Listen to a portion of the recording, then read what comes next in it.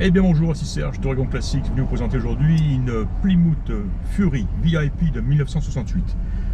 Plymouth que j'ai brièvement montré sur ma page Facebook, qui a la particularité de n'avoir que 1767 miles. 1767 miles.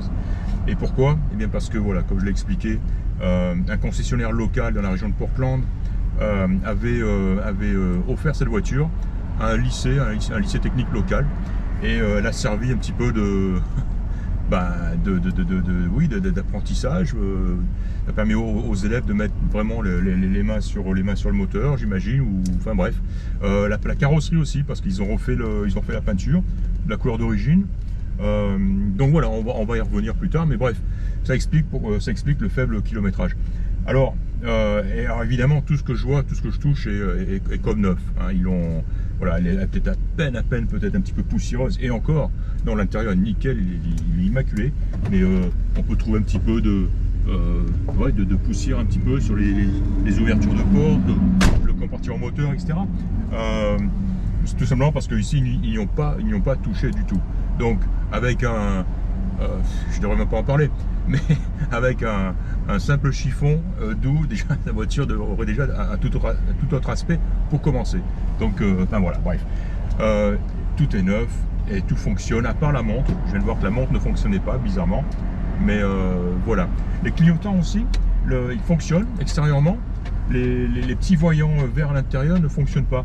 Par contre, ce qui fonctionne, c'est les rappels de clignotants qui sont situés au bout des ailes et qui fonctionnent très très bien. On les voit vraiment bien. Donc voilà.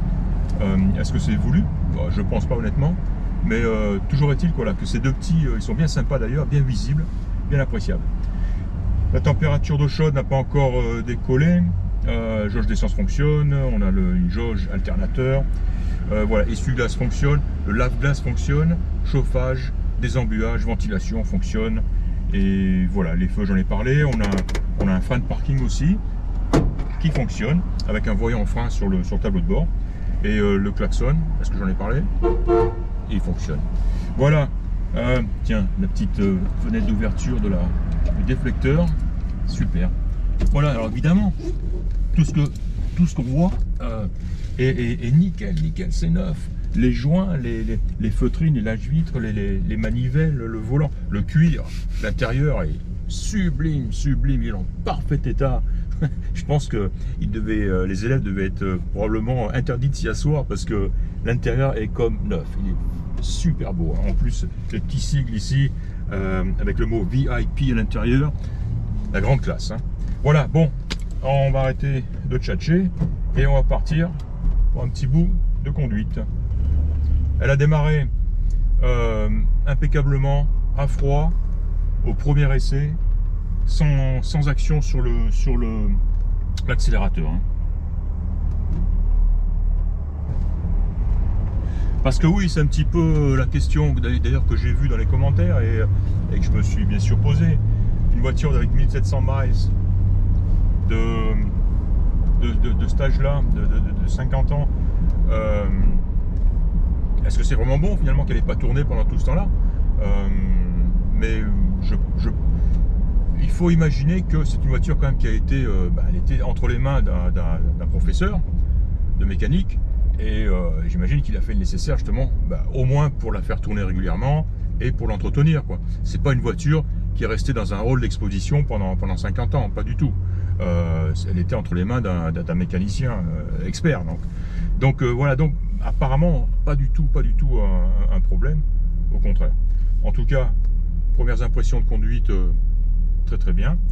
On a un feu rouge, donc difficile à dire, mais voilà, tout ce que je touche, tout ce que je vois, le cendrier, la boîte à gants, tout ça, c'est nickel quoi. Les petites manettes de fermeture de porte, verrouillage, etc. C'est nickel.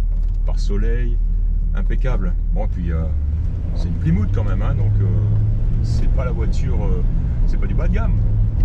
Voilà, pareil au niveau suspension, je viens de passer sur une chaussée un petit peu déformée, on n'entend rien du tout. Je commence à voir la jauge de température d'eau qui se déclenche, donc ça fonctionne. Voilà, donc honnêtement, c'est ce que j'espérais, c'est ce à quoi je m'attendais au niveau conduite. Elle est nickel. Un petit coup l'accélérateur. Voilà, elle répond très très bien, pas d'hésitation, pas de vibration, rien du tout. Hein. Elle est vraiment nickel. Voilà, je pense que c'est assez révélateur déjà ce que je viens de voir. Le freinage aussi, freinage puissant, une grosse pédale de frein très très large, on ne peut pas la rater. Hein. Voilà, donc tout ceci fonctionne impeccable. Donc je vais continuer un petit peu mon essai routier, être sûr que tout clique, et je vais la ramener, faire cette fois mon inspection statique, hein, prendre des photos, voir les dessous, etc. Qui j'imagine doivent être aussi très très beaux. Mais bon, on va confirmer tout ça. J'aime beaucoup le ciel de toile, ce matériau, je sais pas ce que c'est. On dirait presque une toile de jute, mais de qualité, quoi. Une belle toile de jute, c'est assez bizarre. Pas bizarre, original, différent, quoi, c'est ce que je veux dire. Voilà, impeccable. Allez hop, un petit coup d'accélérateur. On est parti, elle décolle. Hop, hop, hop, hop là. Elle est large, hein. Voilà, allez, je vous retrouve de retour chez Nord-Ouest et on va faire une petite présentation extérieure. Bien, nous voici donc à l'extérieur de cette Plymouth Fury VIP. Coffre et capot grand ouvert. On va en faire le tour et je vais vous dire ce que j'en pense. Alors voilà, en partant de l'avant évidemment, on a une très très belle grille, des feux, un pare-choc, très beau chrome, donc tout ceci est en parfait état, je le voyais, hein, parfait état. Compartiment moteur, alors voilà, tout semble d'origine évidemment. C'est un 300, on a affaire à un 318 cubic inch, hein, et freinage assisté, direction assistée. Alors évidemment tout ceci est très joli, très sain, très sec. Voilà, un petit peu, comme je le disais, peut-être un petit peu de, à peine, peut-être une petite déjà poussière. Hein. On pourrait lui redonner un petit peu de clinquant ce moteur. Alors voilà, comme je disais, hein, c'est pas une voiture qui est restée dans un showroom en haut de l'exposition pendant tout ce temps-là sans avoir tourné. On voit que le moteur a été, voilà, la peinture un petit peu sur les cache-culbus. On voit les collecteurs qui ne sont pas on voit qu'ils ne sont pas neufs, tout simplement, quoi. Donc bon, peut-être qu'il est très possible d'ailleurs qu'ils aient démonté et remonté le moteur plusieurs fois, maintes fois, c'est très possible, hein, c'était le but de l'opération. Donc voilà, et ce qui laisse croire qu'elle a été vraiment bien entretenue, cette voiture. Voilà pour le compartiment moteur, le joli capot aussi, avec l'isolation toujours en place, en bon état, c'est important. Voilà, ensuite on a sur la carrosserie, parlons-en. Alors elle a été repeinte aussi, hein, toujours dans le cadre de ses études, on va dire. La peinture n'est pas de la plus grande qualité au niveau finition, on va dire. Alors évidemment, il n'y a aucune bosse, aucune rayure, il y a encore moins, il n'y a d'ailleurs pas du tout de rouille, de boursouflure, quoi que ce soit. La caisse est très très très saine, très solide. Mais on voit que le travail de peinture était peut-être légèrement amateur. C'est pas vilain du tout, elle a un très très bel aspect, hein, mais on devine, on perçoit une légère peau d'orange, hein, finalement. Voilà. C'est tout, hein, mais c'est peut-être pas un travail professionnel, on va dire. C'est plutôt visible sur les parties verticales, parce que j'ai trouvé que, oh non, c'est un peu la même chose, hein, sur les parties horizontales aussi. Le toit,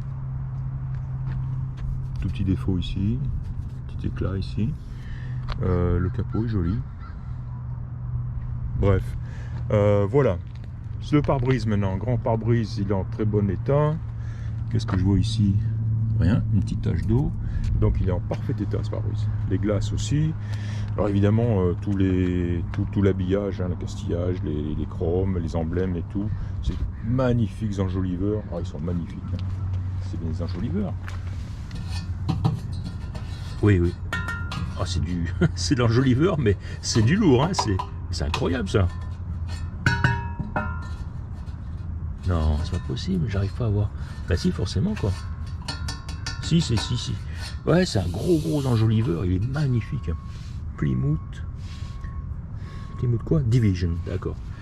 Ouais, voilà, très joli pneumatique avec un très beau liseré blanc. Voilà, donc une belle carrosserie. J'ai parlé de l'accastillage, des décorations, etc. Donc tout est parfait. L'arrière, eh bien, rien de différent. Hein. Très beau, on voit que le coffre n'a pas été touché à l'intérieur. On a encore le sticker d'origine, d'utilisation du jack, hein, du cric. Et un très grand coffre dans lequel on trouve ces deux magnifiques œuvres d'art. Alors, je pensais que c'était... bon, Han, c'est le concessionnaire, hein, comme je l'ai expliqué, qui a offert la voiture à un lycée local. En revanche, ce portrait-là, qui est très vieux, non, c'est le portrait de monsieur Walter Chrysler. Donc là, voilà, on a monsieur Chrysler ici en portrait. On dirait vraiment une peinture d'ailleurs. Hein. Voilà, on a peut-être une œuvre d'art à la valeur insoupçonnée, même si j'y crois pas, dans le coffre. Enfin voilà. Donc un coffre solide évidemment. Le tapis de coffre n'est pas d'origine. Hein. Il serait pas. Tiens voilà. Par contre, il faudrait, c'est assez courant ça. Voilà. On le laisse, on lave la voiture, on fait pas trop attention et on laisse l'eau stagner sous un tapis en caoutchouc comme ça, et voilà ce qui se passe. On a un petit peu d'eau stagnante qui à force commence à attaquer un petit peu la rouille. Donc on a une rouille de surface ici, hein. Rien du tout, hein. Il faut la frotter, peut-être éventuellement un joli traitement de coffre, hein, pour arrêter tout ça et le rendre très beau. Mais surtout ce qu'il faut là, c'est enlever ce tapis et puis laisser aérer la voiture. Hein. Ce que je vais faire, je vais leur signaler en rentrant et on va le faire. Voilà donc pour ce qui est de l'extérieur, on a un côté gauche qui est similaire au côté droit, il n'y a rien à signaler. Au niveau de l'intérieur, alors là c'est un palace et c'est tout neuf. J'ai parlé brièvement hein, du poste de pilotage, volant, compteur, tableau de bord, etc. C'est nickel. J'ai parlé de ce magnifique ciel de toit dans cette matière, une très belle matière, j'aime beaucoup. Et il est en excellent état. Les panneaux de porte, c'est peut-être ce que je préfère le plus sur la voiture. C'est vraiment la grande classe. Cette grande banquette avant, là en cuir, on y est bien dedans, elle est super confortable. C'est la classe aussi. Alors pas de comment dire, pas de poste, hein, pas de séparation entre les vitres avant et arrière. Et là, on a donc affaire à une voiture de 4 portes mais hardtop, et ça moi j'aime beaucoup. Bref, ceinture de sécurité à l'arrière, tout en place, magnifique tablette arrière, les petites lumières de courtoisie qui s'ouvrent quand on ouvre la porte. Voilà. Et en parlant d'ouvrir la porte, voilà.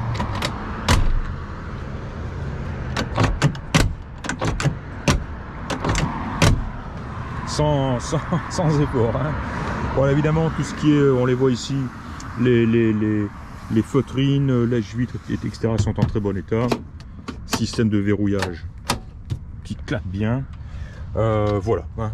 L'intérieur, une belle moquette évidemment, des très jolis tons, c'est très chaud, tout ça, c'est vraiment très accueillant, on va dire.